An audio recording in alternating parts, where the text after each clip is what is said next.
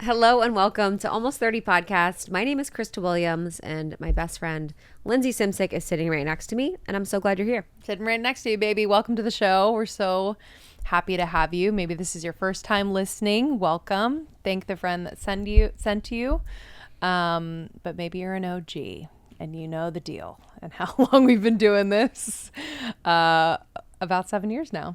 And really just are having a blast evolving with you all and exploring topics and questions and life stuff that we feel is really important to be able to have like honest conversations about.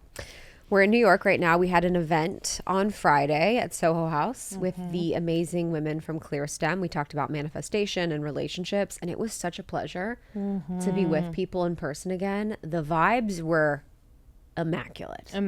It was so special, and I feel like when we put out the bat signal that we're going to be doing an in-person event, it's always so nice to see who shows up and kind of like what the energy is. It's always good, but I'm always just so curious based city to city. And we had some OGs who we've met before who have been listening forever. We've had some people that we've only met virtually in our membership or in Sacredness, etc., and seeing them in person for the first time was so special. And then like new listeners who have just started listening to Almost 30, and the sentiment amongst many of them who I talked to was like, yo, everyone here, like I want to be friends with everyone here. Like I feel like I'm making friends. And they were like surprised. And I forget that a lot of times when you go to events, it's either very like, we're just here to see the thing and we don't really talk to anyone new. But that is so not the vibe for our events. We definitely encourage connection with people you haven't met before. And just the overall intimacy, I think, like lends itself to people being like, I just want to be myself. Relaxed. Yeah. Yeah, there's this one events organization that does events. And it's shit talk moment. And they are an events organization. And they have these events and everyone is always like dressed to the fucking nines, but no one is ever like talking or nice to each other. So it's like very Instagrammable, very like beautiful, very aesthetic, but it's not actually something you feel comfortable at, something you get a lot of value from, something you like feel that deep heartfelt connection. Sure. And it's like there's such a difference between events that are Instagram aesthetic and Instagram pleasing, and we try and be both actually, and events where you actually feel like you're comfortable, like you're getting a lot of value, like there was authenticity, like it felt like a very new and unique experience.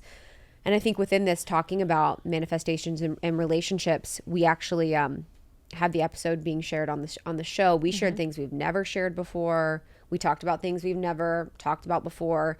And we wanted to also bring in like the live coaching element so that we could work with some people in our audience just in that like very unique, like in the moment type of way. But yeah, it was just so nice. And it just reminded me of the power of like being with people. Oh, yeah. Yeah. If you don't know, we went on tour for about 2 years. And so we really got that very consistently for quite a long time. And slowly but surely we've been kind of like just planting little events in LA and New York and in between, and hopefully we'll rev up around when we launch the book as well. But yeah, I think after 2020 and that whole period of people just feeling really disconnected, feeling really lonely, there is a revival happening. And just shout out to Danielle and Kaylee of Clear STEM, the founders. Like it's really, really fulfilling to be working alongside two women who, yes, are badasses in business, all the things, like that goes without saying. And we are able to connect on that level, but also they work just as hard on themselves individually and their relationship. And so I think that's something that we really wanted to emphasize in this event too. We didn't want it to be about entrepreneurship, how we started our businesses, all the things, because the true secret sauce to any of this success kind of lives in the realms that we were speaking to, the relationships, how we are actually manifesting or how we approach that. And so much of the way that I see manifestation is so much less about what do I want to get out of life? What is the thing that I want? And more like the alignment focus and the allowing of what is naturally good and coming to me and what is naturally part of my path and plan, and not resisting that. And so we talked a lot about that. It was just a pleasure, but it's been so nice to be in New York City. I'm going out to dinner late. I'm doing my thing. I know what's been a highlight and a low light. So on Saturday when we went to dinner, peeps are just trying to get me to hang out with dudes and talk to dudes, and I'm not. And I was like, everybody, I don't even go to dinner past 8 p.m. ever. So this is huge. The fact I'm out to dinner past 8 p.m. Meanwhile, I'm in bed thinking about Krista at dinner, wondering how the heck she's staying awake. I'm like, I'm having wine every once in a while. And I'm like, this is already big enough that I've made this much progress, where I'm staying out till like 2. I'm going out. I'm going to bars. I'm like, let's just take it slow. Baby steps. And also, it never, at least my personality style when I was dating, I never liked someone forcing someone on me. Like, oh, I want you to meet this guy. And then it's like freaking pressure. It's a lot. And I understand the good intention, but it never feels great. It really doesn't. So I totally get that. I met someone was like, I want you to meet. And I was like, I went up to him and I was like, are we supposed to fall in love now? Because I just felt like there was so much building up on it that just feels. But yeah, it's been so much fun because I think it's so beautiful in New York City in the summer, and we were with a dear friend that was staying with us, and yeah, it's been nice. But I think yesterday I was a little bit raggedy from the city. Yeah, for sure. I mean, we're like in the city, and even I told Sean last night, I was like, oh, going into the city every day is a vibe, because I'm in Brooklyn in my little like bird's nest, and I'm like, whoa, I really have to like be mindful of what I'm picking up. I have to like kind of clear at the end of the day. Nothing crazy, but it's like this city, it's loud, buzzing, like it's just, it can be a lot. Yeah. So yeah, you coming from LA and yeah, just us doing the most. It's quite a bit. Yeah, but we're used to it. Yeah. But it was such a pleasure to have Dr. Gabrielle Lyon. She's a board certified in family medicine. She completed a combined research and clinical fellowship in geriatrics and nutritional sciences from Washington University in St. Louis. She completed her undergraduate training in nutritional sciences at the University of Illinois, and she's a subject matter expert and educator in the practical application of protein types and levels for health, performance, aging, and disease prevention. So she is just someone that is deeply researched, deeply in this space. She focuses a lot on muscle and protein, and she has a new book out now, which we talk about, but we really wanted to dig in with her on a variety of topics. And I think this is a conversation that might be different than other conversations you've had her on, because we like to approach things less from the super scientific and more from the emotional, spiritual, applicable parts, and also focus on our target demographic. But it was really interesting. Yeah, I feel like I follow her and I follow other people in this space speaking to, just kind of this less of a stigma around weightlifting, around, getting adequate protein, which is a lot more than people think. And so to sit down with her, especially as a woman who's been through many stages of her life where she, was vegan at one point, she was going through pregnancy, like just various aspects of like change, and been able to study and clinically observe the connection between your muscular skeletal system, am I saying that right? And your cognitive health, your gut health, your ability to age in a way that is healthy and still stay strong when you're older. So it's just, it's really, really fascinating. And what I do love too, yes, we definitely go into more of the emotional, spiritual, etc., but lots of science here. So if you're a science nerd like we are, in those moments where it's like those facts that really just anchor us, she is a wealth of knowledge. Yeah, we talked a lot about types of protein, the importance of protein, why we should focus so much on building muscles, how muscle building ability declines as we age. We talked about why protein in muscle is so important for your blood sugar, for longevity, and so many different elements. We talked about the obesity epidemic in America. We talked about semaglutide, Ozempic, for all you Ozies obsessed people that want to know about her perspective on it, and peptides and different things that are more like cutting edge. So if that's going to be something that triggers you or bothers you when she's talking about that, you might want to just fast forward to that, to the end. It's at the end of the episode. I know it's such a hot button topic that a lot of people are talking about, whether positively or negatively. We just basically asked the question and let her share what she thought. And it is what it is. Yeah. That's an interview for you. Yeah. You know what I mean? Facts. That's facts. We're here to ask questions and just, listen. We don't need the answer that we need to hear or that we believe. So it was really, really interesting. So the new book is called Forever Strong. It is coming out very, very soon. This episode is coming out right before the book comes out. So be sure to pre-order it. Go to her website, drgabriellelyon.com. You can pre-order, and she has a bunch of free resources, whether it's guides or recipes for you. So you'll get some goodies when you pre-order the book. drgabriellelyon.com. You can follow her on Instagram as well. Dr. Gabrielle Lyon, and just want to thank her. She's amazing and sweet and kind and present.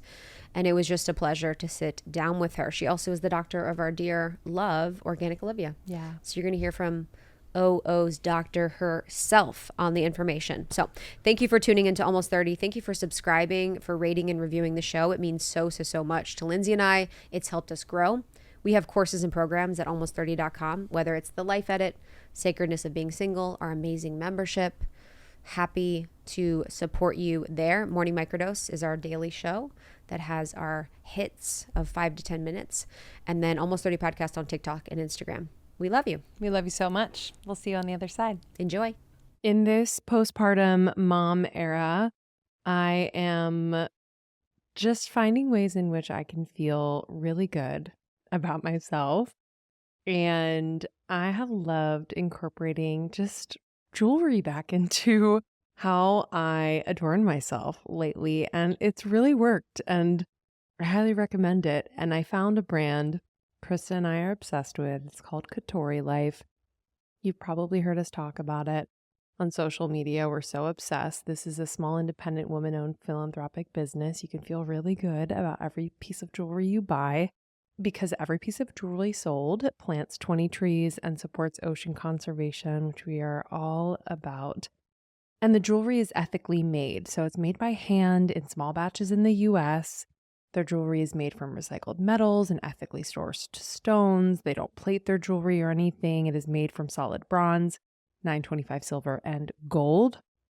They're just so in integrity in their process and in their business, and they truly care. You feel the frequency of each piece, and I just love wearing them. So I wanted to shout out a couple of the pieces that I've gotten lately. I got the mist ring, which is just such a simple statement ring that I love. Okay. Comes in so many different sizes, but it is just something I wear on my middle finger, and it's delicate. It's beautiful. It has like this organic shape. And within art and spiritual practices, mist is often used as a metaphor for revelation and transcendence, calling us into the unknown, which I've stepped into in motherhood.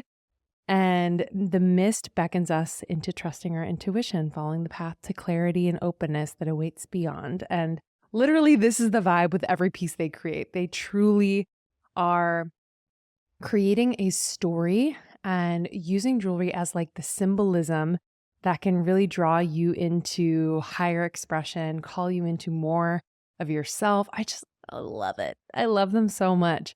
They have incredible pieces ranging from rings to earrings, necklaces, and bracelets. I know you are going to love it. It makes a great gift as well.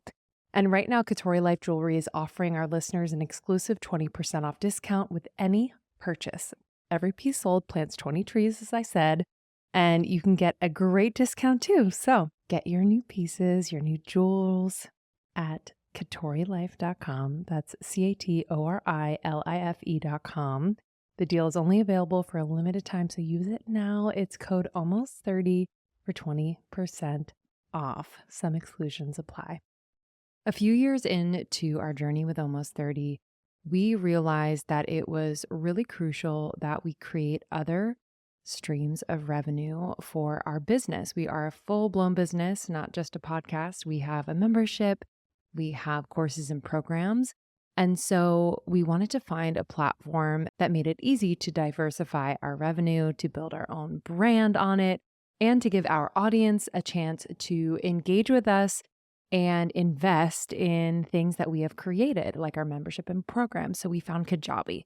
Kajabi is unreal. I literally shout it from the rooftops anytime anyone asks me about our courses and programs and membership. Kajabi is the ultimate all-in-one platform that helps creators and entrepreneurs build successful online businesses by unlocking predictable, recurring revenue. So if you want to make money while you sleep, Kajabi's it. They provide a one-stop shop to turn your skills, passions, and experiences into enriching online courses. They also have opportunities to turn them into exclusive membership sites like we've done, thriving communities, personalized coaching, subscription podcasts, and so much more. And all of this is really underpinned by robust analytics, marketing tools, third-party integrations, and easy payment options. So all of it is integrated into Kajabi, which has made our business run so smoothly. I was actually in there the other day and I was setting up an email to go out to my Sacredness of Being Single community. And this says a lot, but I was able to navigate this platform and do this really easily and make it super custom to the brand. I just cannot say enough about Kajabi. With Kajabi, you have 100% autonomy with free customizable templates that you can make your own. We've done this many times over. And again, this is easy. If you're not tech savvy, no big deal. And you keep what you earn. You don't need a huge audience to make a sustainable income. I promise you that. There are thousands of creators on Kajabi making 6 and 7 figures with less than 50,000 followers. Trust me, if you have a course, a program, a membership idea, a subscription podcast idea, if you are a coach, try Kajabi. Join the creators and entrepreneurs who have earned over $6 billion collectively. It's pretty incredible. Right now, Kajabi is offering a 30-day free trial to start your own business if you go to kajabi.com/almost30. That's KAJABI.com/almost30. Go to kajabi.com/almost30 to earn more doing what you love. First of all, I'm grateful you're here in person. Krista and I, to be able to like sit down with people in person means a lot. It means a lot. And I know you traveled, so thank you. I was thinking on the way over here, I was thinking about Krista and I and how we grew up in terms of what we saw nutritionally, diet, fads, trends, all the things, and how much it has shaped kind of our perspective now of like going to the extreme of like being afraid of fat and, you know, kind of the whole sugar like craze and all the things. Sugar-free only. And it's become such a liberating moment, I feel like, in the moment that we're living in, where so much truth, and partly thanks to your work, is coming to light, where we're actually hearing things that are like, oh, this is actually truth for our bodies and not just something that's being sold to us. And I was curious, kind of your experience growing up as a young adult in that world as well. Like, what did you fall for? What did you kind of get mixed up in that kind of landed you where you are now? Well, first of all, I wanted to thank you both for having me. It means so much. You two are the voice of a generation, and that is incredible. So the opportunity to be here with you and to share this stuff is critical, and it's critical because you are the way information gets out there. So I want to start with that. We were hoping you would. We're like, can you repeat that compliment? They slipped me a 5 in my We'll pay for your Uber over. I'm like, here's your script. Thank you. Can't see it because it's parked here. That means a lot. So thank you so much. And when I was a younger woman, I was also very confused. And that's actually what led to my obsession and work within the nutrition space. I actually graduated high school early in 3.5 years, and I moved to Hawaii. Spent a lot of time on the land, at the beach, just really connecting. And it made me, at the time, just feel so connected to the earth. And I started on this journey thinking, how is what I'm eating actually impacting my body? I had a leg up. And the leg up was I moved in with my godmother. And she is a functional medicine nutritionist OG. Her name is Liz Lipsky, and she was the generation before Mark Hyman. We're talking really an innovator and really thought about how do we deeply use food as medicine. So I watched her see patients, and I was really interested in vegetarianism, being macrobiotic, which was eating with the seasons, and anything that you could think of, whole natural foods. Over a period of time, I ended up really not feeling well. And I struggled for so long in my late teens and early 20s, why I'm doing everything right. Why am I still feeling so badly? And really that led to the study of nutritional sciences. And I studied under a world-leading protein expert, and it really began to shift what I was seeing that was out there in the media. And I think young women, particularly, are more at risk to go for the next juice cleanse or more at risk to potentially lean on a higher vegetarian-style diet. But the repercussions of that later on can be pretty devastating if not done well. And did you ever have restrictive tendencies? Like, was there ever, because I feel like for a lot of women in our generation, there's such, and you talk about this in the book, but there's such an emotional component with food. Oh my gosh. Where, there's a lot of transition, there's a lot of changes. So not only is there the added pressure of looking a certain way for your partner in life, or because it is such a time of social media or being perceived by other people, but it's also that correlation between emotional eating and food just seems to be the most heavy. So what was your relationship emotionally to food? It was really bad. Even in Hawaii? Because that's interesting to go, because from Ohio where I was, it was like very repressed, just kind of the way it was. So I did rely on food as like an emotional outlet for me. That was really how I was able to like control things, express, feel, emote.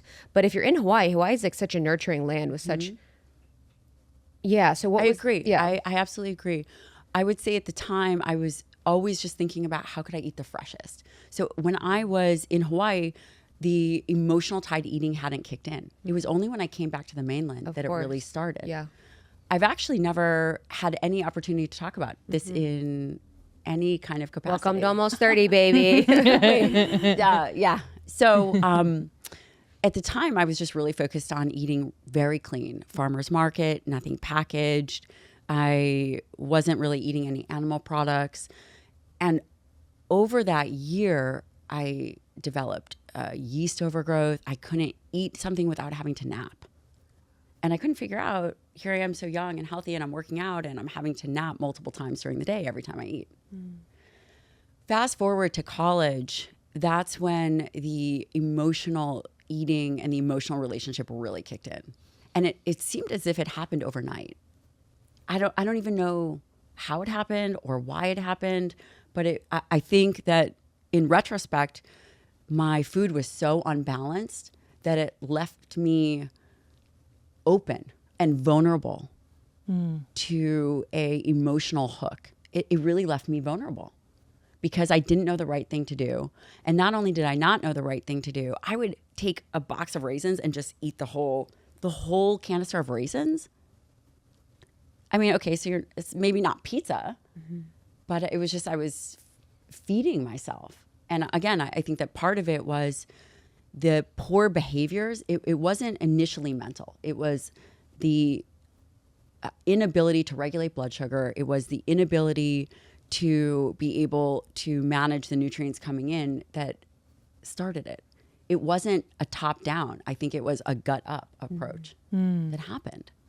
College is such an interesting time where all of a sudden you have this freedom.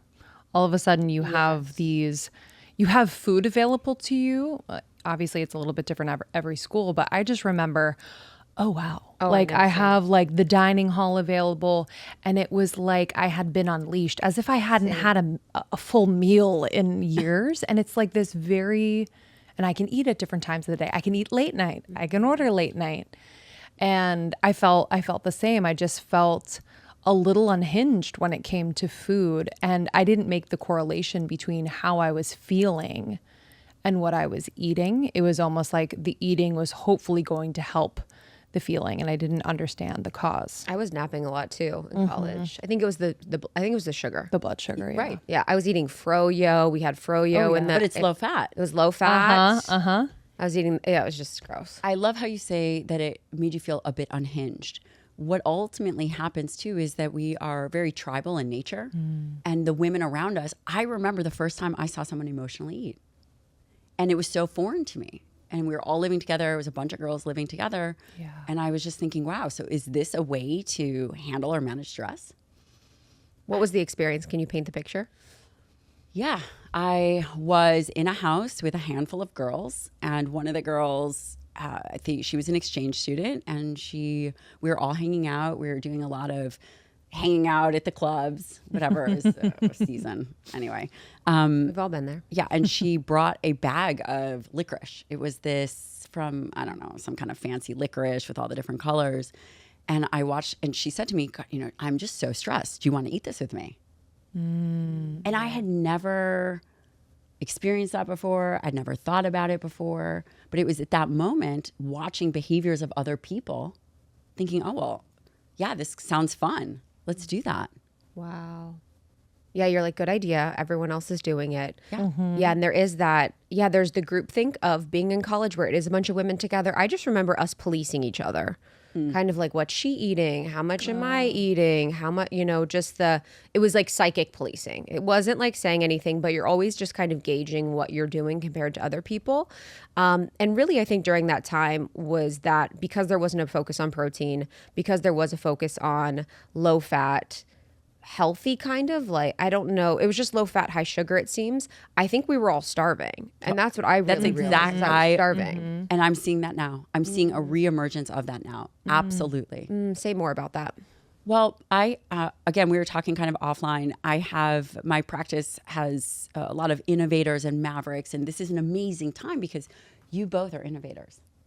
And I have a handful of younger women in my practice. And when they came to me, and do you guys know Organic Olivia? She's my homie. I was just texting her. Okay, we'll send her a picture. She's been a patient for a very long time. Okay. And Her body has changed. Well, you should ask her why that is. We are going to have her on, so we'll talk about you. You should ask her why that is. She looks amazing. But when she came to me, she was doing the same things, and she talks about this. So this is not a private conversation. She was doing the same things that I was doing when I was very young. And it was a lot of fruit, a lot of just organic food. She was afraid of meat. She was afraid of protein. She was significantly heavier, and her blood markers showed it. And now she looks insane. And now she looks insane. Yep. And there is a healthy relationship with food. And part of that took convincing, because the narrative is so strong and so impactful for the younger generation. And when you correct for dietary protein, will it change everything? No, but will it change a lot of things? Yes, it will. Because it will allow you, there's something called the protein leverage hypothesis. And that is that we will continue to feed until we meet our amino acid needs. And the amino acids, as everyone knows, are the building blocks of protein. But the reality is when you're eating, even if it's a whole foods diet and it's low in protein, you will still be feeding. You will still be hungry. So you will begin to overconsume calories to be able to meet those amino acid needs. Is it easier to do on processed, highly palatable food? Totally. But what this creates is it not just creates this body dysregulation, it creates a lot of mental dysregulation for women. And I really think it also pushes women towards eating disorders and disordered relationship with food. Think about it. What happens when your blood sugar ebbs and flows? You have to have stress hormones that also spike up. So you might not actually be stressed. You might have low blood sugar. That's what I think about my anxiety. Just a lot of times when I had, just gone through phases, and I'm not saying that everyone that has anxiety, this is what their experience was, but I think a lot of my anxiety and stress was related to like blood sugar dysregulation or even depression. Cause I'd be like, I'm up, I'm down, I'm sleepy, I'm like lethargic. I can't really manage my emotions. And so much of it was because I was just eating so poorly and my blood sugar was just so dysregulated that I couldn't really get a handle of things. And I couldn't really find myself in like a stable rhythm of energy or a stable rhythm of like healthy hormones and emotions that felt really good and that felt like me. Yeah. So what's happening like in the body when we are not getting enough proper protein? Well, one of the things that I think that we should talk about is that what happens overarching. So the majority of people are getting the minimum amount of protein. But again, that's not necessarily enough to optimize for blood sugar regulation. That's not necessarily enough to optimize for longevity. Is that based on pregnancy. USDA regulation or what is that? Question. So Okay. These are all such great questions. The recommended amount of protein is 0.8 grams. And it says recommended dietary allowance. That's a terrible name because it should be the recommended minimum amount of dietary protein, which is 0.8 grams per kilogram. For the listener at home, the average female is getting around 60 grams of dietary protein a day. The average American. I recommend the minimum for any kind of health or body composition be at least 100, just to kind of start. And to your question, what happens when we don't have enough protein? Well, it becomes very difficult to have the body rebuild and repair. So protein turnover is going on throughout the whole body. You, as an expecting mother, are doing a lot more protein turnover, but our liver, our gut, everything is turning over all the time. Protein is required for neurotransmitter production. Protein is required for, when we say proteins, there's 20 different amino acids. And these different amino acids all do different things. For gut health, there's mucin production things, right? So there's an amino acid called threonine and it helps with gut health. There's an amino acid called arginine that helps with vasodilation, meaning for blood pressure. There's all different things that these individual nutrients, which we collectively know as protein, do. The most important thing to understand is on a very high level, when you are not balancing your meals, you are going to be at the whim of the ebb and flow of your blood sugar. You are also going to set yourself up for a body composition you're probably not going to be happy with. And what do you generally see in terms of body composition if people aren't getting Enough protein. And also, I know there are so many, it's complex in terms of like, are they strength training? Are they doing high intensity cardio? Things like that, but just specifically with the protein. Yeah. Well, first of all, when you are younger, you have a lot more flexibility. So for the under 30 crew, you guys are still in really good, I'm assuming that's where you got the name. Almost 30. Yes, but we are over. Yeah, we're over. So I asked, I was thinking about this on the way over. I said, so what happens when they're over 30? Do they change the name? But Yes. it's, Everyone asks. but I wasn't going to. But for now. there you have it. When we are thinking about what we see in individuals that are not getting enough protein is that you actually could be smaller. You don't have to be overweight or obese, but you will have low muscle mass. You'll see kind of the skinny fat, like really thin, but kind of mushy. And it's just not ideal. And this has nothing to do with looks, right? This is all about what is the health of your muscle. And that becomes a challenge because when you are young, this is the time to really train. This is your opportunity. You know how they always talk about bone health? This is also your opportunity to put on healthy skeletal muscle. Can you always build healthy skeletal muscle? Yes.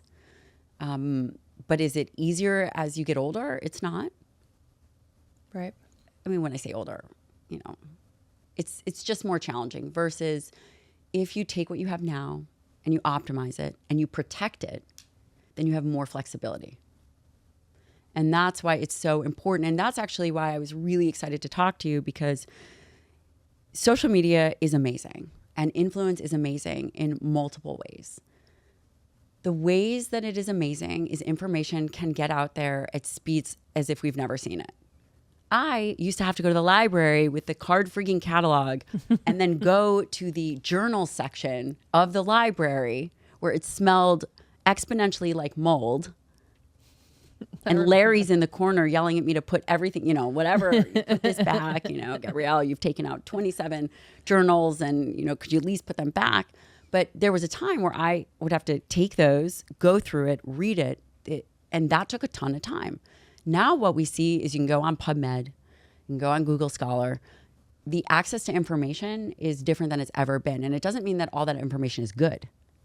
In fact, the amount that's coming out, it would probably say it's quantity over quality now. So everybody has access to research.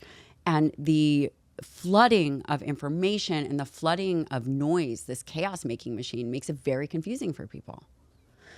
So now, for the first time ever, we're having people with a voice who are not necessarily experts in a space speaking about things that trickles down to their parents, to their audience.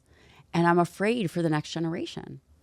I'm afraid of the information that we are going to see with this demonization of protein and muscle, that we are going to see an epidemic of osteoporosis like we've never seen. Mm-hmm. We are going to see epidemics of disabilities, physical disabilities that we've never seen before, because we are living in a world that seems to be moving more towards extremes. Yeah, it is so interesting. I was thinking about this yesterday because I saw something where there's this new rise of fake podcasts where people will just have like a microphone and headset and not actually have a podcast, but just be talking into a podcast as if they're podcasters. It's very interesting. And they'll just be like spitting. And they'll post on social media? Yeah, they'll post on social media. So it's like, it's almost as if they were guests or something, and then they'll read stuff, and they were reading something. I'm like, you have no qualifications to say what you're saying. You're literally reading something that someone else wrote, and it's just insane. I was like, wow, I can imagine how frustrating it would be if I was someone that had deep qualifications in research, at least for me, for someone to come on the scene and be saying things that they were not qualified to do and people to be listening to them. And I do feel like our generation is the most susceptible. I mean, when I was in my 20s, like anything, I tried everything. Like especially we were new on the scene. We were in our early 20s. We were just starting the podcast. We were mostly health and wellness during that time. So we were being exposed to basically every diet and every type of diet. And we were just trying it. Why do you think that age in the 20s and the women that are listening to the podcast, why do you think they're so susceptible to information? They're open-minded. Mm-hmm. They're open-minded and they're hungry for information. They're most susceptible for anything. They're most susceptible for any kind of manipulation. As someone that has your experience in the way that you teach and the way that you share information, you know, focusing on muscle growth and focusing on protein was something that you decided to really lean in on as like something that impacts the whole. Yeah. And so why is that? Like, why was that the path that you chose as like your main mission and message, which is helpful because it's so clear that impacts everything? It chose me. Mm-hmm. It chose me. I have no doubt that this is the mission that I was placed on here to deliver. And I'm going to tell you why that is. I serendipitously have this godmother who is an innovator in the experience of nutrition and really understanding. Again, before functional medicine, before kind of this whole thing. Then I went to the University of Illinois and I happened to land in the nutrition class of a man named Dr. Donald Layman. Dr. Donald Layman happens to be a world-leading protein research expert. This is what he's done. He's contributed to the concept of how much protein that we eat at a meal, the things that we take for granted. He came out of his lab, literally discovered the mechanisms as to why this would work, the biomarkers, and the implications that then has on the world. So I studied under him for 4 years, and we did research, and we looked at overweight women and what would happen as these women were changing nutritional diets. And, you know, it was all very fun. Then went off to medical school. I knew at that time that I was very interested. I was a nutrition science major. So I was very interested in nutritional sciences, very interested in muscle at the time and protein, because this is what he was doing. fast forward to medical school, fast forward to residency, was still always very interested. Then I did a fellowship. So a fellowship is post-training after, so I did 2 years of psychiatry, 3 years of family medicine, and then I did a fellowship in nutritional sciences, geriatrics, and I was doing obesity medicine research. And when I was doing this research, so I was doing this research with obese women, and I was seeing really the aging population clinically. And it was really, it was long hours. It was a lot of stuff, but you start to see this landscape and this landscape of suffering. And as humans, we want to end suffering. You know, you're sitting at the bedside of, you know, Sally's grandma who's dying. Meanwhile, you're seeing Sally in clinic because she's 30 pounds overweight and has never been able to lose that last 30 pounds. But then you're imaging these other people and you're seeing them in the Alzheimer's ward. All of them have low muscle mass. And then you see, okay, so like, what is the similarity? And I had this aha moment. And this aha moment came when we were imaging brains of overweight, obese women. And this one woman, we looked at her brain scan and it looked like the beginning of an Alzheimer's. It looked like an Alzheimer's brain. And it was at that moment that I realized that the one thing all these patients had in common wasn't that they had body fat problems. It was that they had muscle problems. And that we actually were focusing on the wrong pathology. And that's why nobody is getting better. It's 50 years later. We're still talking about obesity. We're fatter than ever. We're sicker than ever. I realized that if you ask the right question, then you can get a good answer. And perhaps the hypothesis that we're looking at, that this is all body fat problem, is the wrong one. And what were the things that these people were doing that was perpetuating that?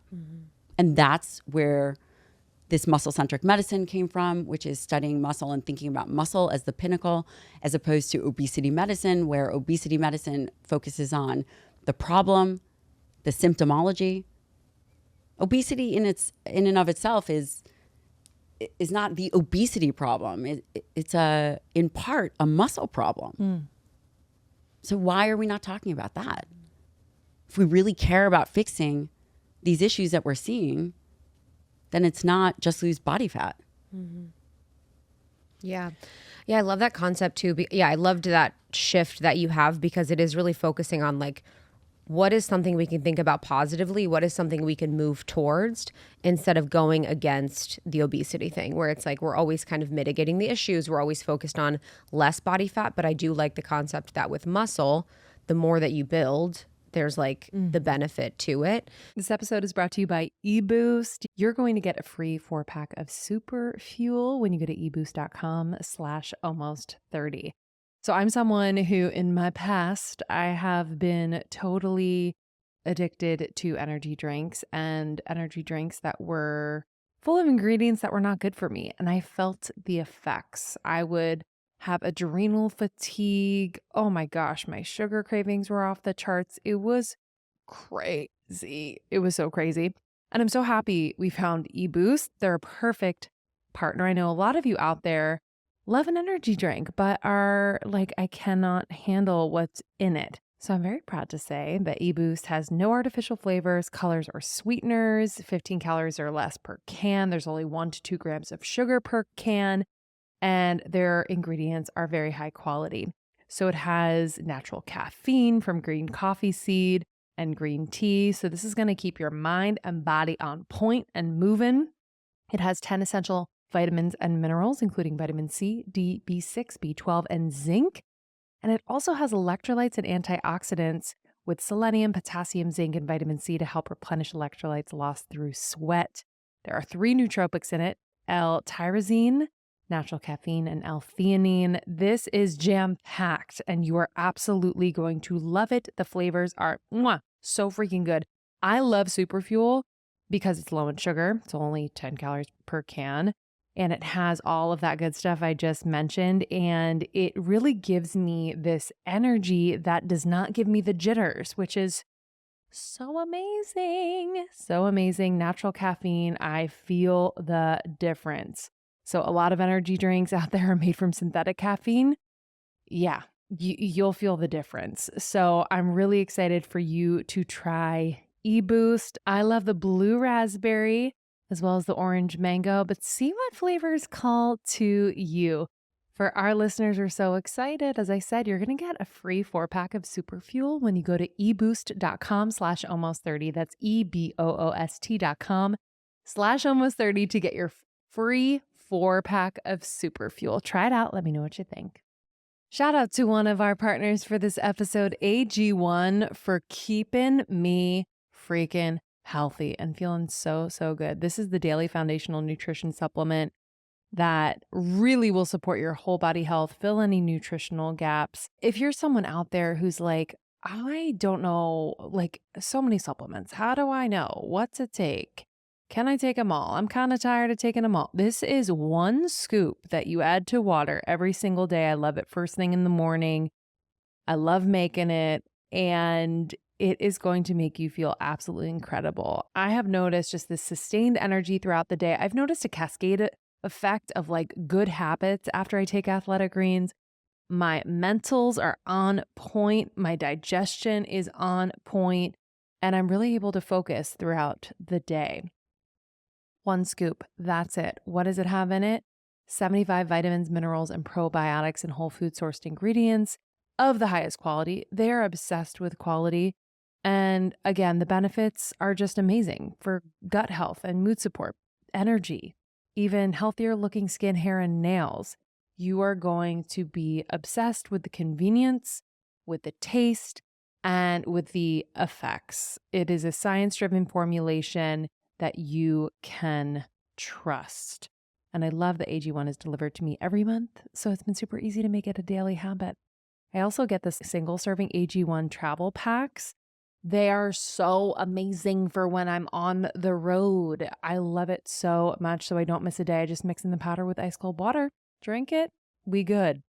So it's really that simple. If you want to take ownership of your health, try AG1 and get a free 1-year supply of vitamin D and 5 free AG1 travel packs that I mentioned. They're amazing with your first purchase. Go to drinkag1.com/almost30. That's drinkag1.com/almost30. It's amazing. You're going to get that free 1-year supply of vitamin D, so clutch, and 5 free travel packs with your first purchase.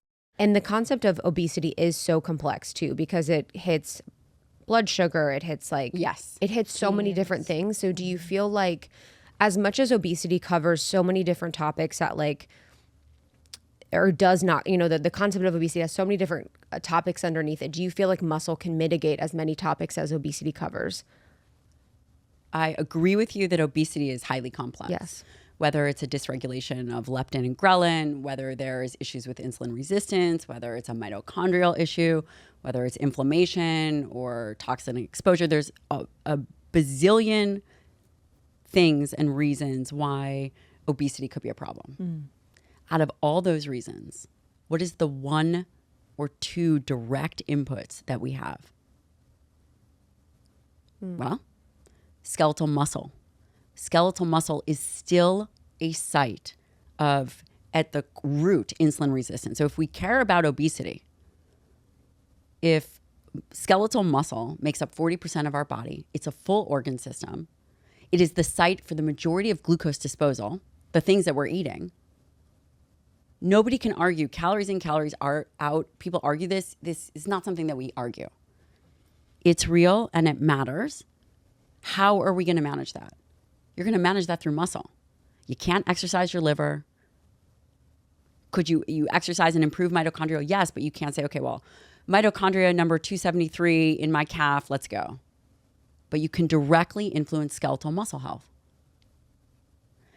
Exercise is in and of itself the greatest, what I believe to be the greatest influence because of the impact that it has on all these different metabolic processes. 24% of adults are meeting the requirements for exercise. Are? Yeah. Wow.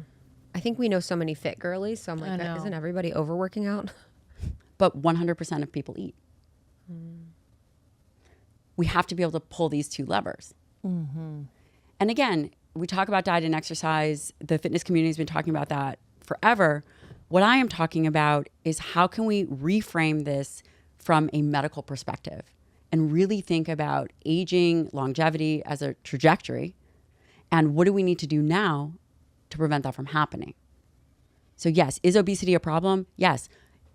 I believe that the majority of the physiological changes that happen first are in skeletal muscle.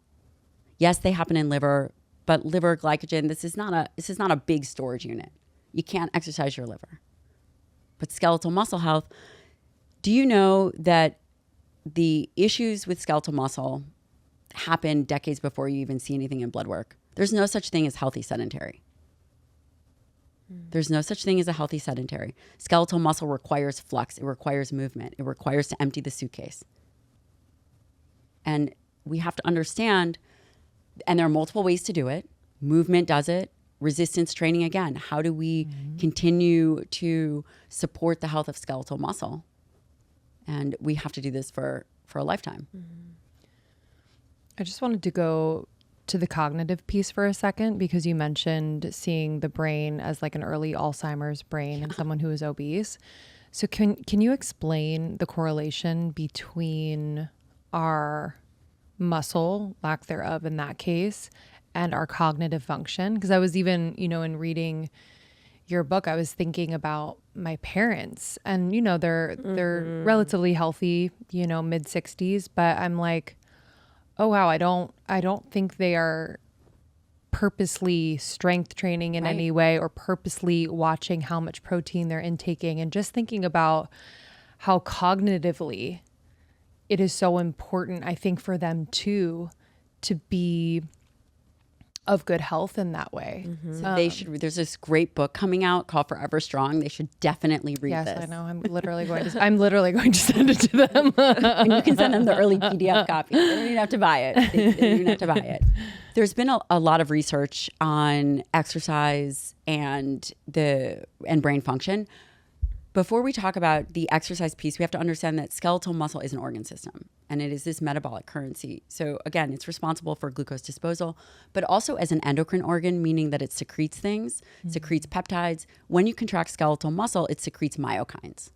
Just like the thyroid secretes thyroid hormone, just like, all the other hormones, all the other organ systems secrete hormones. And these myokines travel throughout the body. So they help regulate inflammation. They help regulate the immune system. They act on macrophages. They also act on areas in the brain. So they, BDNF triggers, there's many different kinds of myokines. Irisin, interleukin-6, these things have influence on the body, but as well as impact the brain. Impact the brain indirectly and directly by, it helps generate neuroregenerative properties. The other aspect of that is it helps with metabolic control. So the brain is an organ, and the brain is also it can be vulnerable to issues of blood sugar dysregulation, insulin resistance. There's insulin resistance in the brain. That's why having healthy skeletal muscle, these diseases like Alzheimer's, in part are metabolic diseases.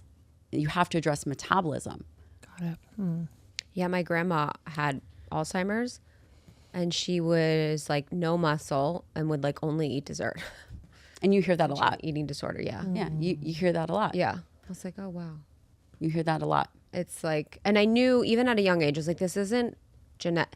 It is, whatever, the genes piece is important, but I was like, there's something else here that's going on that's impacting the way that this is showing up. So you mentioned skeletal muscle. What are the types of muscle? And then are there healthy and unhealthy muscle? So skeletal muscle, this striated muscle, it's under voluntary control. When we think about healthy skeletal muscle, think about a fillet. Not a ton of fat. There is something called the athlete's paradox where there is some fat within the skeletal muscle, but it's typically used as energy, stored triglycerides, used as energy.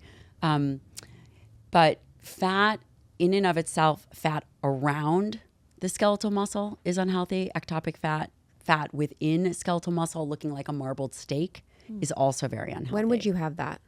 That is a great question. We don't typically measure an image skeletal muscle. Isn't that shocking? Huh. But Would you be able to? Is there a machine? Yeah, but to be we able to- always measure fat mass. When you get a DEXA, you're measuring fat mass. Then the lean mass, the rest of it is extrapolated data of bone and organ and blood and muscle. But we don't actually routinely image muscle. It's not a checkup. When you go to the doctor, they don't do a routine strength test. They also will tell you your percent body fat often, but they won't tell you the amount of skeletal muscle mass you have, and they won't tell you the quality because we don't look at it. In fact, I don't even know what your ideal muscle mass should be. Yeah, I don't know. I know my ideal body fat. But do you see these are huge of gaps course. in conversation Totally. and care? Yes. Yeah. And it is, I just really love the concept of thinking like ideal body fat's less is good. And then the muscle mass is Totally. like, And in fact, there's a paper, Bill Evans came out with a paper. He's one of the authors, and it was talking about D3 creatine. This is this new way in which it's just used in research of actually directly measuring how much skeletal muscle mass you have. Cool. And one of the conversations over time is that the mass doesn't matter. It's all about strength. Cognitively, that doesn't make sense. Right? It's not just strength. It is also about mass because, again, we talk about glucose disposal. We talk about amino acid reservoir. We talk about all these things, protection from if you fall. But now, for the first time, we're starting to measure actually the amount of skeletal mass that you have. And what he was saying, and what these papers were saying, it's a handful of papers, is that the loss of skeletal muscle mass has bigger implications, negative implications on outcomes of health, morbidity, mortality than the gain of body fat. Wow. So it's less important if you're gaining body fat than if you're losing skeletal muscle. wow. So it's the loss of skeletal muscle over time rather than the gain of body fat. This is critical, and this will change the conversation. You asked, do we measure, what does healthy skeletal muscle look like? Again, we could say it looks like a fillet, but people are not routinely doing CTs or MRIs. And it's not feasible or affordable. And I think people are generally, they look in the mirror. Yeah. And they're like, okay, I'm thinner than yesterday. Awesome. Muscle generally, will, if they are building muscle, might make them look at their bodies differently, get a little scared. Am I getting bigger? Uh-oh. Like there's no correlation between the health of having more muscle and that being actually a beautiful thing when you look in the mirror. Do you know what I'm saying? Yeah. There's a gap. And I think even though it's really simple, it's kind of that cognitive dissonance when you start to build muscle, especially women, where we're like, uh-oh, like maybe my thigh looks a little bigger. Not on everyone, but I feel like that's where the fear comes from. Totally. And it's hard. It's to build muscle is hard. Yes. Yeah. And weight is Improperly. such a huge issue for women, and just this whole body composition. And again, if we can shift the perspective of not what do you have to lose, but what do you have to gain? Muscle is the only currency that you can't buy. You can't bargain for it. You can't sell it. You have to earn it. And if we shift the perspective to what are the things that we can do to facilitate strength, inevitably we become stronger as people. We become more resilient or proactively resilient. It's not if something is going to happen in your life, it's when. Why is muscle so hard to build? When you're younger and untrained, it's not so hard. Right. But I think consistency for people, Okay. training hard enough, Yeah. putting enough volume, putting enough effort in, Yeah. Yeah. and then supporting it with dietary protein. Yeah, so then there could potentially be, so there's a break that could happen in consistency, for people that are listening, is not staying consistent.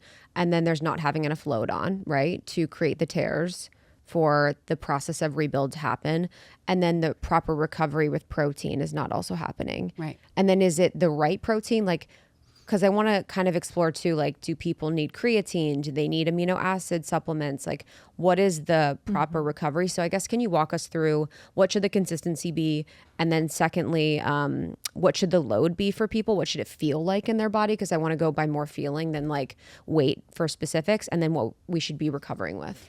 So your first question is, what do we need do we need creatine? Do we need omega-3 fatty acids? I would say at the foundation, making sure that you're getting enough protein. The protein hierarchy would be how much protein you're actually getting. We know that 0.8 grams per kilogram is too low. We know that 68 grams a day is going to be too low. We know that 100 is probably the bare minimum I would recommend. If you are really trying to build muscle and support your body, I recommend 1 gram per pound ideal body weight, which is on the higher end. You know, I've been doing this for a long time. This is what I see, and most women won't hit that. So if a woman is 120 pounds and that's where she wants to be, then 120 grams of protein, she could even go higher. If she wants to build muscle, you are going to be in a little bit of calorie excess, but you can do it in a way where you don't have to be putting on body fat. We see it all the time in my clinic. Women change their body composition, put on skeletal muscle, and lose body fat. They do phenomenal. Now, the question becomes, what kind of protein? When you are younger, you have more flexibility as to the kinds of protein. Now, as you get older, so when I was younger, I was vegetarian. I used protein shakes, and did I put on muscle? Yes. And then as you age, and if you really don't want to supplement, then higher quality proteins, and that would be meats and chicken and eggs and whey and dairy, which for whatever reason, you know, I've been doing this 20 years. It was never controversial then. Only within the last 7 to 10 years do these things become very controversial. If you are eating a more plant-based diet, then you definitely would be missing creatine and some of these omegas, omega-3 fatty acids. Can you get it? Yes. Iron, bioavailable iron. These are all things that are necessary for just growth in general, recovery. I typically recommend a high quality protein diet. And when you have a high quality protein diet, you'll have less need to be supplementing with a bunch of stuff. And also, if you take out high quality protein, for example, like red meat has a ton of bioactive compounds in it. Creatine and serine, taurine, carnitine, all things that help with body composition and help with these other things. So can you get that from amino acid supplements? Like, what are your thoughts on those? No, you can't. Wow. And this is the conversation of food as an entire matrix. It's not just about, and I think protein shakes are great. Protein shakes are great. Again, I said the most important thing is the macronutrient protein. But again, the other things that ride alongside with, say, a filet is iron, B12, zinc, selenium, creatine, and serine, taurine. Those things you're not going to get in a protein shake. And that's important. Amino acid supplementation, if you are eating a lower protein diet, can be helpful because, again, you do need these individual amino acids. If you are watching calories and let's say you're only eating 3 ounces of fish, you could add in amino acids.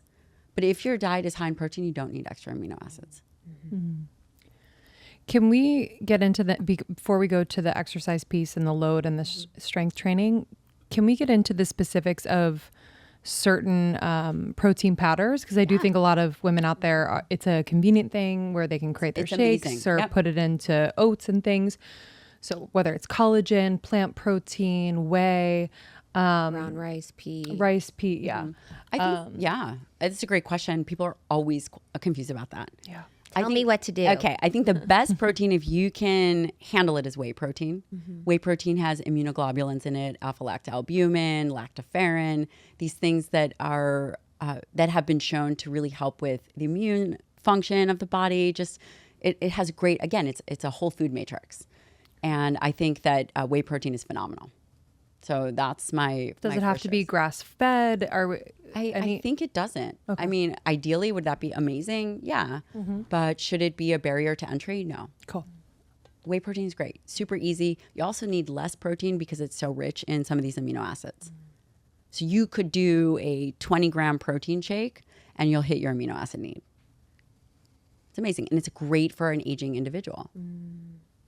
And why do some people have like a resistance to it They or don't like it. just reaction? Yeah, maybe. Allergy? I think some people get bloated. Yeah, some people get bloated, but you can take some digestive enzymes. But again, if you're getting bloated, there's other issues, which Yeah. that is definitely, you should be able to eat and not think about what you're eating. You should be able to eat at whatever you want and not think about getting bloated, constipated, or having diarrhea. Yeah. I think that's a trend for a lot of women. Always have like stomach issues. Yeah, it's a yes. We tackle that all the time. Really?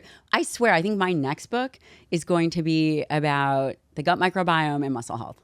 Yeah. I don't feel like it's even the gut. I feel like it's like their inability to like process their life and like be in their power or like it's like anxiety thing. It's like just like yeah, I mean, I know it probably is more gut thing, but I think it's more like spiritual, emotional than people think. Because everyone, I'm like, oh, there's a trend for all of you people that feel like you can't digest things. You have IBS, you have all these things. I'm like, you're a very anxious person that like doesn't really cope well with life. And so it's now showing up in your body. That's interesting. Hopefully they'll grow out of it. Because Yeah, I pray. think that probably maybe they'll grow out of it. Yeah. Yeah, exactly. Okay. So we talked about whey is your number one. Thoughts on the other? My second one, I say that whey is my number one. Another protein that I think is phenomenal is if you could mix whey with some kind of collagen peptide. That's, I think, the next frontier because, we didn't really talk about this in depth and it's probably not totally relevant, but high quality protein, we as Americans think about muscle meat, like, we not eating a bunch of liver or organs or collagen or bone type stuff. It's just hard to eat bone anyway. But the amino acids of collagen are different than the amino acids in this. The ratios are different and the amounts that are in whey.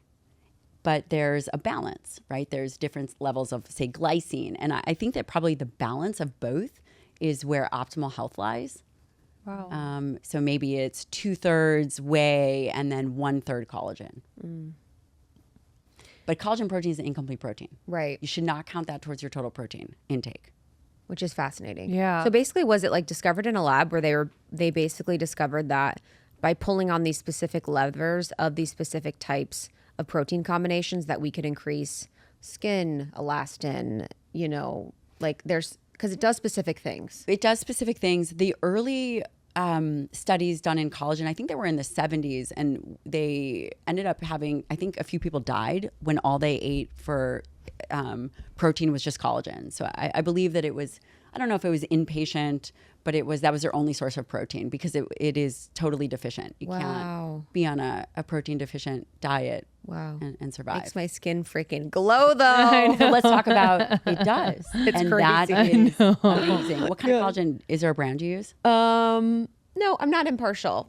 Okay, so it Yeah, just we get works. so many brands Yeah. around, Yeah. so it's like So are there some that don't work? I don't know. I mean, I don't know the sourcing of all Cool. the collagens, but I was just curious because your Yeah. skin's amazing. Girl can always use some skin help. Yeah. I think that collagen is amazing. But you shouldn't use it for muscle health. You should use it for skin and gut health and other things. So I caution people to just say, okay, well, I had my protein, I have my collagen. So use it, but use it with whey protein. The least favorite that I have, but I'm okay with, is the rice pea blend because it hasn't been around so long in nature in that way. Again, these are all ultra processed, all powders, they're all ultra processed, and that's okay. But the pea proteins over time, they're potentially estrogen-like activity. I just don't really know what to think about it. And I think that we could never possibly consume that amount at once. So I do have some hesitation over time with that. But can their amino acid blends be appropriate and equal? Yeah, they can totally be developed to be the same. But again, the source, there's other bioactive compounds, just like whey has bioactive compounds.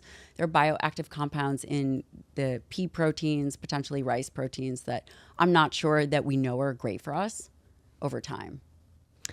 Is there a plant protein that you would recommend for people who are plant-based? I mean, all they really have, I think that's all they really have. Okay. Yeah, brown rice pea. There's like a new Mucuna. Yeah, I have a patient that is taking that. And then the fermented products, I think that's incredible. Yeah. They're coming out with some fermented type vegan proteins. Okay. I don't know so much about that, but definitely fermented foods in general. And Okay. Yeah, that can brown be- rice is always weird. Brown rice protein. I'm like, I don't know, because it's weird. Totally. Because I think about eating more rice. I'm like, I don't want to eat more rice. So then eating more brown rice protein always feels kind of weird. I agree. If someone was to be vegetarian or vegan and they are mostly supplementing with those types of shakes or protein bars or whatever, what are your thoughts? I would ask them why. Why are they making those decisions? What if it was, If it's to save the Moral. planet, it's Yeah. a really bad choice. say more? We're not going to eat our way out of climate change. And it's going to be devastating, these beliefs that we're recycling, this idea of meatless Monday. It's devastating because it's going to teach my child that what she's just subconsciously, what she's eating, she should be removing meat for a day. It's a smokescreen. This idea of eating our way out of climate change is a smokescreen. The majority of climate change, especially in the US, is transportation, electricity, and industry. 80-some%. The US might be 9% is agriculture.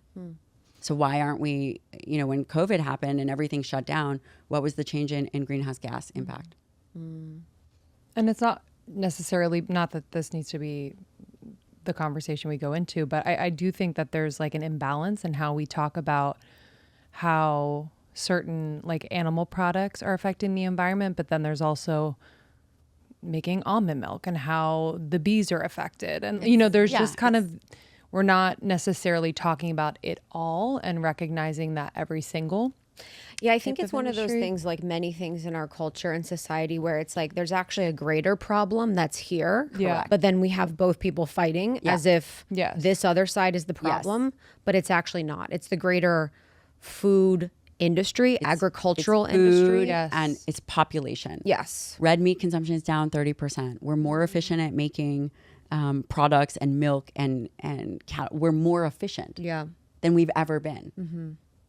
We're not less efficient. We have a population issue.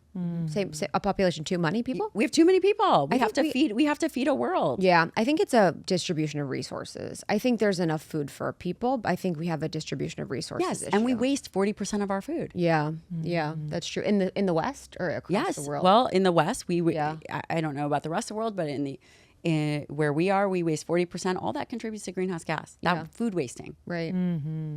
Right. And also, it's just so like myopic. Animal products, there's the majority of land is marginal land. You can't do anything with it. Marginal land, you can only graze cattle. What about the impact that our dogs and cats and our animals have? But we don't talk about that. Eating red meat isn't going to destroy the planet. Like, that's not the issue. The issue is, how are we dealing with transportation? How are we dealing with all these other things? Are we leaving our lights on? Are we, you could be vegan for 2 years, or you could take one transatlantic flight, and that would be equal.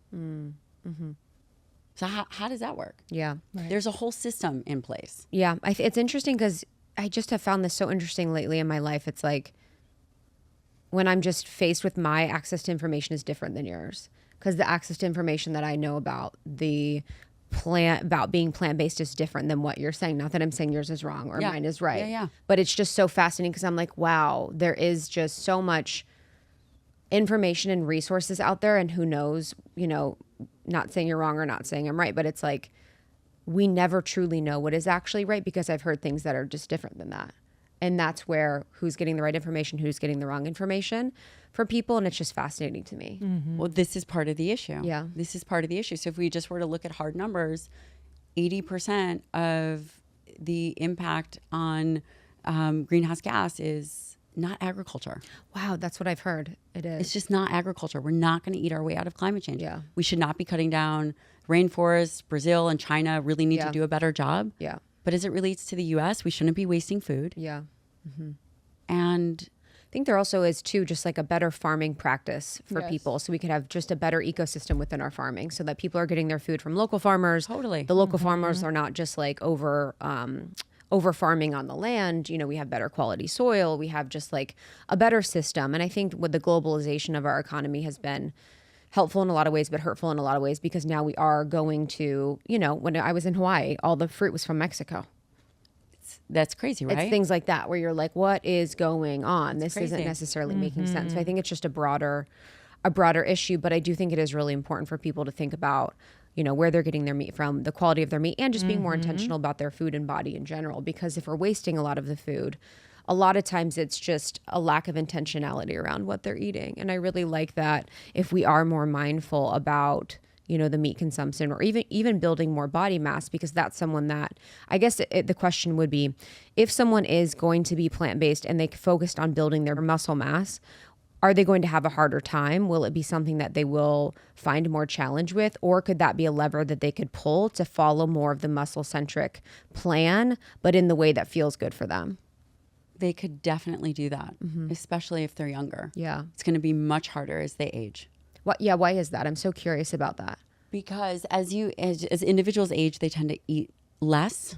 And you've probably seen it with your parents. Every bite counts. Yeah. And again, I'm a geriatrician by training. These people are not eating a lot. And if there's this conversation to cut back on high quality, you need high quality nutrient dense foods. Yeah. Especially if you're not going to be supplementing. And there's going to be some new data that's coming out. There's a new paper that came out, and they recently presented it at ASN, which is the big nutrition, the annual nutrition conference, where if you're eating whole foods, not supplementing with shakes, it would take 4,000 plus calories to try to meet the basic amino acid needs.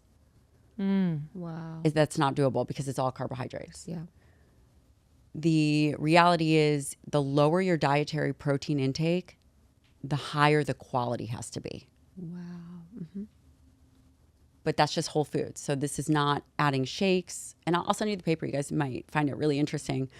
If an individual wants to be vegan or vegetarian, could they use plant-based proteins? They absolutely could. They absolutely could. I would also caution them, as they age, it would be impossible to replace everything that is in that food matrix. But it doesn't mean that it wouldn't be a viable option for them. Yeah. Which is powerful, you know, to think about. But yeah, I mean, when you're talking, I'm thinking about my dad. I'm like, oh gosh, you just so far from the goal of what it is, and you can tell in the how it presents in health. But I think for a lot of the women in our community are in their ages of fertility and hormones. And I think that's a conversation, you know, Lindsay's someone that's pregnant, and we have a lot of women that are trying to get pregnant and finding it challenging. And it seems to be a very popular topic amongst our age group. So I'd love to explore your thoughts on on what's happening with fertility in women, and potentially how muscle and protein relates to that. I consider myself a pro in this area, having knocked out 2 little children. Muscle health is really critical for a healthy pregnancy, especially when you think about gestational diabetes and the epigenetics for the child. We know that the healthier the mom is, the healthier that baby is. That's incredible. The healthier that baby is, the more likely that baby is going to grow up physically active and have a better body composition and less issues. It is the mom's responsibility. Fertility issues, I think that it's obviously multifactorial. Whether someone has PCOS or insulin resistance, you're going to really have to address muscle health. When we just think about PCOS and we think about insulin resistance, you have to address muscle health. Those women should be lifting weights. I don't think long sessions of cardio are going to be great. We don't need to have increase in stress hormones. But again, any activity is better.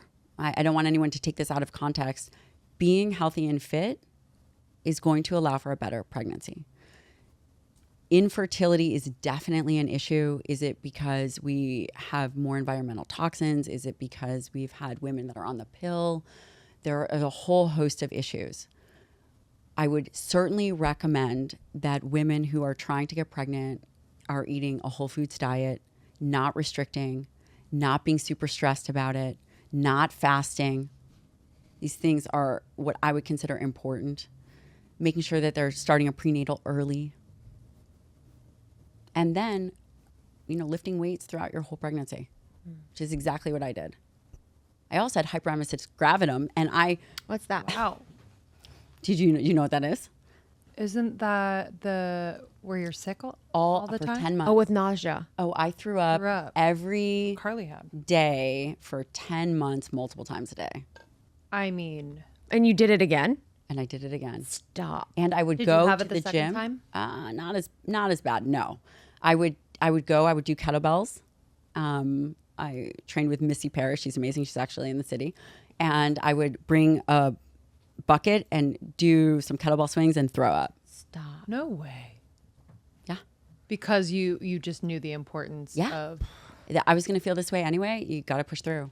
I was so sick. I'm so delusional. I'd be like, this means my baby's going to be so powerful that their energy is doing this. It doesn't, and correct me if I'm wrong, I don't think it has necessarily an effect on the babe so long as you're getting your proper nutrition and hydration and all the things. It's harder hyperemesis to gravidum? do. No. Yeah, exactly. No. But yes, so training. I also would say one of the big things that women really struggle with is anemia, especially going into pregnancy. And the other thing is making sure they're ovulating and they have good thyroid function. Say more about that. I have so many women in my life that have thyroid issues right now. It's actually very interesting. Yeah, you got to treat it. What do you think that is? Why do you think there's a trend of increased issues with I thyroid? think there's a lot of extra iodine around. We started seeing a real increase in hypothyroidism when they started adding iodine to salt. Really? And do you think it's just slowing down the function because it's overloaded with iodine? I think that it is creating potentially issues with hypothyroidism because it's in products. It's not just in salt. It's in skincare products. It's just all over. I think that people are getting a bit too much iodine. I know it's crazy. I know. I also think for thyroid function, I think that we test it more. So we're finding it more. And then with Hashimoto's, that's a whole different topic with autoimmunity. I think that there's a lot of gut issues. People have to be genetically predisposed, and then having a lot of GI issues, I think, really perpetuates Hashimoto's, which is the autoimmune impact on the thyroid. I don't know about you, but here in New York this summer, it has been very unpredictable when it comes to weather. I know it's going to be hot, but I never know if it's going to rain, be sunshining, or what. It honestly can change so much within a day. So I was like, I need to invest in these sneakers I've been seeing everywhere, and they are waterproof. It is the brand called Vessi. I'm sure you've seen them, but I just want to confirm that they are as cool and as comfortable as they look. I am always a little hesitant with waterproof shoes because not all of them are cute, but dang, Vessi is amazing. So I was out for a walk the other day and the clouds are just looking like, oh, we might open up. And they did. And I was like, okay, perfect. Let me just test these babies out. It was amazing. Like when you have waterproof shoes, you feel like you can do anything. So I was like, wow, I can use these truly anywhere I go, on a hike, on a walk, around the neighborhood. They're amazing. They're lightweight. They are vegan. They're super breathable. They have different styles. They have high tops and slip-ons and classic court shoes. You are going to find something that matches your own style. So if you are wanting waterproof shoes and want to look super stylish, go to Vessi.com/almost30 for your new stylish, cool, waterproof shoes. In terms of, someone who is coming off of the pill, do you have any recommendations? We've talked about this a lot on the podcast, but just in terms of whether it's strength training or supplementing with protein, et cetera, like, is there something specific around that transition that you've seen? Be patient. Yeah. Mm-hmm. Be patient. I know it's crazy, but they need to be patient. Because? It takes time. It'll take time. If For the they've been detox. suppressing, if they've been suppressing their estrogen, if they've been suppressing that hypothalamic pituitary axis for a long time, it takes time. Yeah.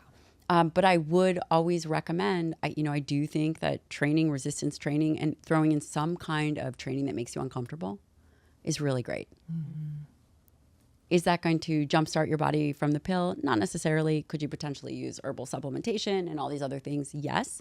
But I think overarching, this is an opportunity to build up resilience. And the faster you can come up to baseline within your own mind, the better off you're going to be. This is not, there doesn't need to be a narrative about it. I would say the most successful patients that I have do not have a narrative about what's happening. There's no narrative. And when you don't have a narrative about it, it doesn't slow you down. So you come off the pill, you know you're going to get your period back. You're going to exercise. You're going to do one thing that's really hard, so some kind of really hard training. You're going to take a prenatal and you're going to execute. And that's what you're going to do. That's the military mind, baby. You're like, no stories. Let's just like get right to it. When people are training, how should they feel? Like, should we feel exhausted? Should you feel, because if we're training hard, what's that experience like? And when do we know that we're overtraining and when do we know we're undertraining? There's two things that I think about when I think about this. The emergencies in life. Hunger is not an emergency. It's not an emergency. And then training, that feeling of, I just want to quit, is not an emergency. It's just a feeling. You'll be so proud of yourself if you push through that. If you do the things that you think are hard, that you want to quit, but you choose not to, you will do better. Could I sit here and tell you that there's multiple ways to push adaptation for skeletal muscle? Totally. Could you do 10 to 20 sets per muscle group per week? Yeah. Could you put in a certain amount of effort till you go to fatigue? Yeah. There's many ways to build a program. Here's what I would say. Find a program, commit to it. But pick one thing a week you do not want to do and prove to yourself that you can do it. Because you will be stronger. I'll tell you what I did. Let's hear it. Give us examples. You're like, I had 2 babies. I was nauseous for 2 years. And I did 2 natural births. Yes. And, I would once a week load up a backpack. I started with 20 pounds. It eventually progressed up to 50 pounds. And I would go for 10 miles without stopping. Wow. Didn't matter if it was snowing. It didn't matter if it was raining. I would go with my girlfriend, Kara Lazowskis.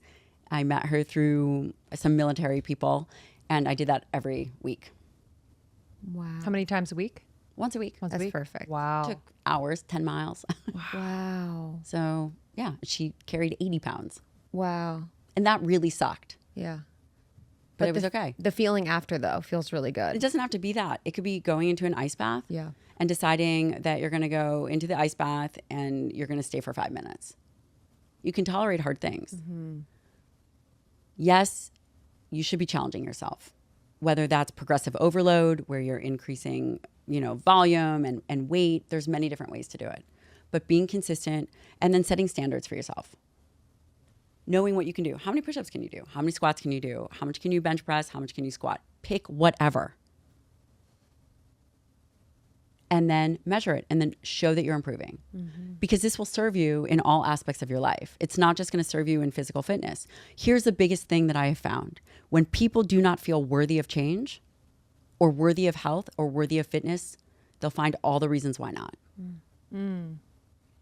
Speak on it, sis. Yeah. It's true. Say more. It's worthy. There is a worthiness aspect. And that's one of the first things that I began to realize. You have to feel worthy of the body that you desire. But you cannot complain or be upset about the work that you didn't do for the results that you didn't get. But that is a choice. And when you feel worthy, you're willing to merge your future self with your present self and able to make choices that close that gap. It's a present bias. I love that point in your book. Yeah. So how do we close that gap? And Can you explain the present bias for people? It's who you are now and the decision that you're going to make in this moment. Does it support who you want to become? Humans are hardwired for the quick thing. That donut, that skip that workout, that I'm going to do it tomorrow. Tomorrow never comes. And they go through a lifetime and ultimately become regretful because they were never able to see who that future version of themselves was in the moment. So you have to close the gap of who you want to be and become that person and plan for it before it happens. Right. You know you're going to go for the late night cookie, or you know you're going to go, like after this, I have a presentation that I have to do, but when I'm done here, I'm going to go train. I could say, listen, no, I need to do that. I have to do this presentation. I'm giving it tomorrow morning, but I'm going to go train. You think I want to? I have 5 million other things, and then I got to get to the airport. I'm going to train, and then I'm going to get to work. Because I know who I want to be, and in order to become that person, I need to take the actions and embody the habits of what that patient or what that person is worthy of accomplishing. Yeah, I'm sure working in the space where you were probably working in geriatrics or working in just your fellowship, that it was probably, you know, noticing all the trends, and then you're noticing one of the trends, which is people feeling like they're worthy of health. Oh, yeah. Or they're worthy of vitality. Do you remember a moment like that where you realized that it's not just all the things that we're doing, it's actually this belief of worthiness? Yeah. I still see patients today.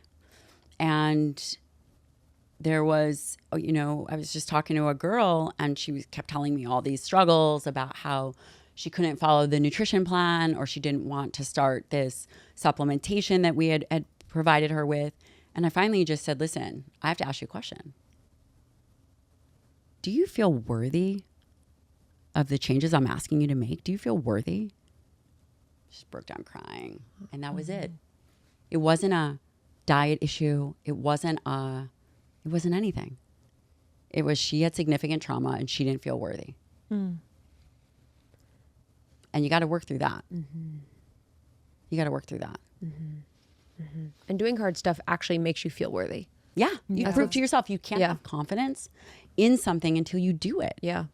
And that's where confidence is built. It's built in the arena. And that's incredible. And you have to have courage. You have to have courage to be and go through something that is unfamiliar. It takes courage to make changes. We are very good at doing the same things over and over again, whether it's doing yoga or Pilates and not feeling comfortable going to the weight room. Or I remember the first time, I was vegetarian for so long. The first time I had chicken, I was like crying. I know it sounds silly, but you still have to be courageous of whatever it is in your life that you are wanting to do. The other thing is that with courage, it's just discomfort of the unknown. It's just discomfort of the unknown. That's it. And it's also the stories you're telling yourself about it that becomes so overwhelming. And I don't think like necessarily it'll become easier. I was just watching, and I think you saw it too. There was a woman in our community who was, she did a reel, Jess, on just doing uncomfortable things. And she's like, I don't think I'll ever not be anxious about this, but I'm doing it. I love that. Yeah. And like the act of doing it makes me more confident, love myself more, just feel more alive. And yeah, so I think people think that if they do it enough times, they won't have maybe the anxiety or this like need to drum up courage. It's like that's the point where you can live and thrive maybe with both. And I think it just speaks to like our need as humans for comfort all the time. Oh yeah. Be real comfortable. And I think in this like experience of pregnancy, I've just like totally recalibrated my relationship with comfort. Yeah. And just realizing like how the parts of me that really seek comfort were keeping me, just kind of the same, you know? And it's like, that's the beautiful part of this, one of the many beautiful parts of this process where I'm like, okay, wow, I can be stretched and I can like meet thresholds and really learn something about myself and learn something about other people. So it's so cool. It's such a cool experience. It's such a privilege. it really Truly. is. It really is. Yeah, I think about that even with what we do, like with speaking or events or interviews. I'm like, I still get nervous, and I'm like, oh, I'm so grateful because that means I care. You know, it's like that I actually have, enough care for what you do. But I remember meeting Jess because she came to our event on Friday and she was shaking. I was like, oh, baby, you're shaking. She's like, yeah, I'm anxious. But if I stopped everything I wanted to do because I was anxious, I wouldn't do anything. I was like, baller. Yeah. I was like, damn, girl. Speak on it. Yeah, I was like, speak on it. Like, incredibly powerful. what is some research that you're really excited about? Like, what are some things that you're like, whoa, this is like hot new research that's really exciting to you, that like feels interesting? Okay. Drop with some knowledge. Okay, well, you guys are going to be like, oh, wow, did we get the nerd alert today? Yes, we want a little nerd. They're going to start shifting away this discussion that we've always been talking about, just protein. They're going to actually begin to shift towards amino acids as individual nutrients. That doesn't even exist right now. Right. These amino acids as individual nutrients, and how can we design a diet that is very specific and aware based on these amino acids, individual amino acids. So I think that that's very cool. Right. So there's that nerd drop. And then the other thing is this gut muscle access. The gastrointestinal tract, the interface between that and muscle health is really interesting. And I'll give you an example. Again, you asked, and this is kind of... No, I want it. There is a compound called urolithin A. Have you heard of this? Mm-hmm. Okay. There's an amazing company called MitoPure. I'm obsessed with them. They've done 20 years of research. And I think a lot about muscle health. But what about this interface between gut health and muscle health? I'm seeing a lot of this. I see a lot of this in the practice. So basically, the foods that we eat, like pomegranate, walnuts, these things that have high polyphenols have something called allagitannins. Allagitannins, the ability to generate urolithin A comes from the allagitannin making contact with the gut microbiome, and then the microbes being able to generate urolithin A. 40% of people can't do that because of the lack of biodiversity in their gut. But what's so amazing about this compound, urolithin A, is that it is almost like exercise in a bottle, which is crazy. And I am, just so you know, I am not an individual that jumps on a bandwagon. I am not always interested in compounds unless I've seen it work in data over time. And this urolithin A impacts the mitochondria. So basically through the gut, impacts skeletal muscle mitochondria. Skeletal muscle mitochondria. So we're seeing a correlation between gut health and impact of mitochondria in strength and endurance outside of exercise. They published a randomized control double-blinded trial in humans, in older adults, that when they were given 1,000 milligrams of urolithin A, it improved their strength and their endurance. Wow. That's crazy. Right. So this interface, again, is just so fascinating. Gut health and the ability to generate these compounds, and then a compound that directly impacts mitochondria. Mitochondria are the powerhouse of the cell, which give you energy, which make you feel like you have more energy, and it's very dense in skeletal muscle. That's freaking cool. Wow. Also peptide stuff. Peptides is super cool. Yeah. So peptides, you're talking probably about BPC 157. It's been around for a long time. I'm taking ipamorelin. Okay. So CJC and ipamorelin, which is a growth hormone analog. Yeah. Those have actually been around for quite some time. Wow. So you want to know something else that I've been thinking about that is not research-based, but I am frustrated with and I don't know what to do about it, is that I can give you Ozempic, Mounjaro, I could give you semaglutide or tirzepatide, no problem. But if I wanted to give you something to make your muscles healthier, like testosterone, it's not FDA approved for women. I mean. But I can treat obesity all day long until the cows come home. Wow. But for me to treat something or give you something, some kind of medication to make your muscles healthier, I'd lose my license. Why is that? Is that because the pharmaceuticals aren't involved in the testosterone? Yeah. No. It's just totally backwards. Yeah. Wow. Because anything related to performance, because of the issue with sport, anything related to performance is a problem. Wow. We can't use anabolic steroids. And I'm not talking, so people hear that and go, oh my God, she's talking about using anabolic steroids. We're not talking about that. We're talking about if someone has sarcopenia, cachexia, muscle wasting, there are medications that people use to help maintain skeletal muscle mass. Sarcopenia doesn't begin in your 60s, it begins in your 30s. I am just laying out the framework for thinking that there's no issue with the medical community treating obesity, but there's major issue with us treating the health of skeletal muscle. That's crazy. And being preventative. Yes. Yeah. So have you noticed, did you always prescribe Ozempic, or what's your journey with, I guess, semaglutide? Ozempic is a brand of semaglutide. Yeah. Okay. I do prescribe it. I think it's a great drug. Yeah. I think these GLP-1 agonists or these combination like trizepatide, I think it's a great drug. And people, it's interesting. It seems that people are really split. Yeah. And I would say that the when we think about these medications, well, the first thing that I think is the treatment has to match the severity of what the person is going through. It has to match. So if you have tried everything to lose weight and you are still struggling and this is destroying your life, why should you not be able to be provided a medication?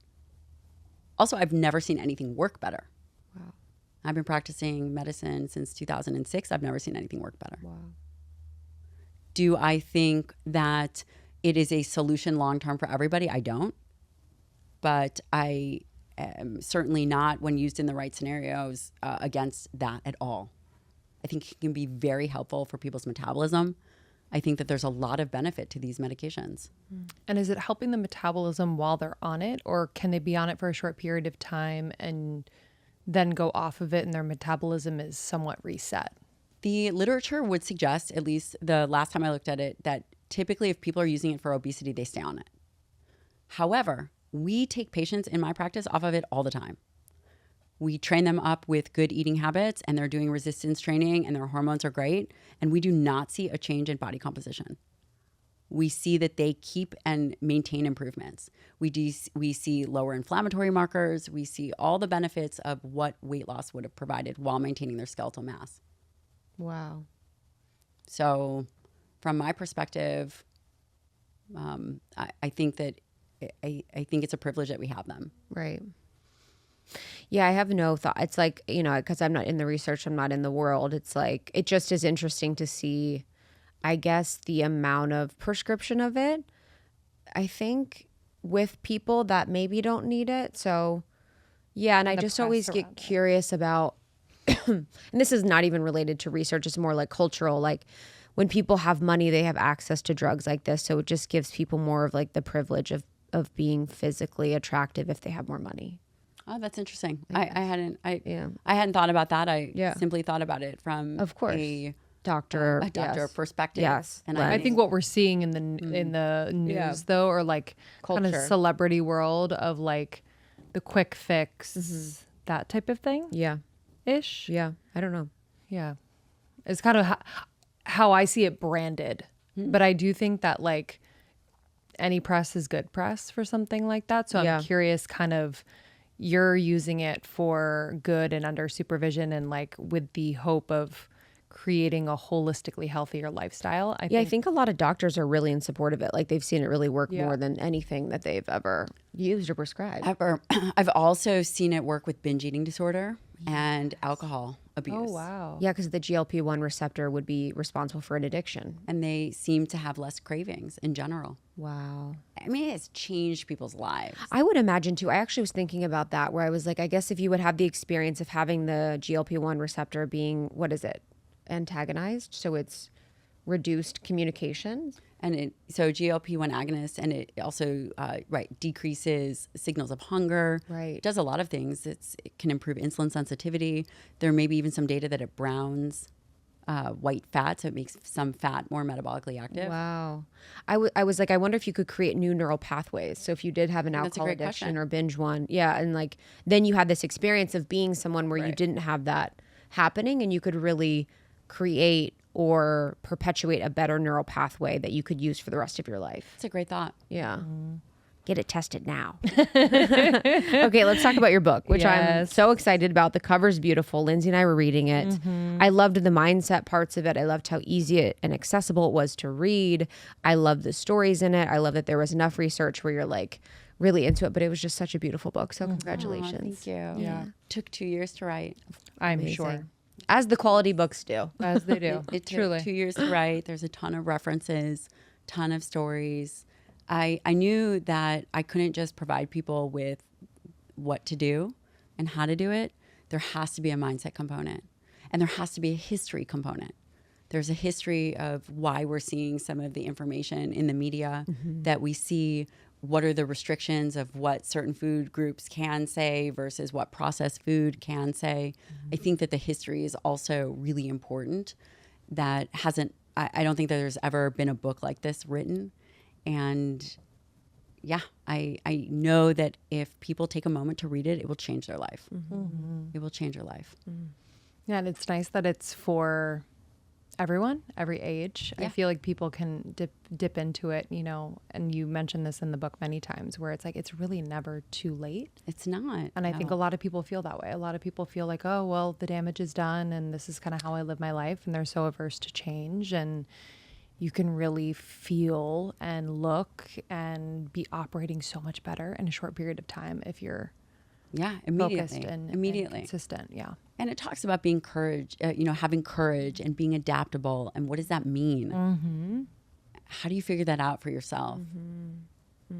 So, which is something that you have down Truly. as a mama and badass. Well, thank you so much for coming, for flying out, for being with us, for speaking to our audience, and for being such a grounded resource for people and someone that just makes the information so applicable and easy and really cares about what you do. It means a lot. thank you guys so much for having me. People can go to my website and check it out. There is a Forever Strong community, which is really what I want you guys to speak to, which is why I would love for you to come to the event. Right. My newsletter is, I put a ton of free content out there. Tons. We'll talk about a study on Ozempic. So they can sign up for that. We also have a 30G newsletter, which hopefully you guys would contribute to, 30 grams of protein recipe. Yes, I would love Mama, that. you got recipes on that? Yeah, she's got it. Okay, so we'll collaborate. You pick your favorite recipe. We'll put it out there. Amazing. And YouTube, all the places, IG, you know where to find me. Yes. I love your Instagram. It's so easy to use. Yeah, I love the 30 grams of protein concept. I think I got that from Olivia, who got that from you, obviously. So now I'm a 30G of 30G. protein. OG. 30G OG. Yeah, we're almost 30 grams of protein, but now we're going to be That's hilarious. We'll do an almost 30. Yes. We'll do an almost 30 recipe. Yes. Done. And we'll be like, just kidding, guys. It's actually 30 grams of protein. We should have something where it's like almost 30, but then you add healthy swaps to make it 30. Yeah. Or above. Done. Amazing. Okay, guys. We'll see you soon. We love you. Bye-bye.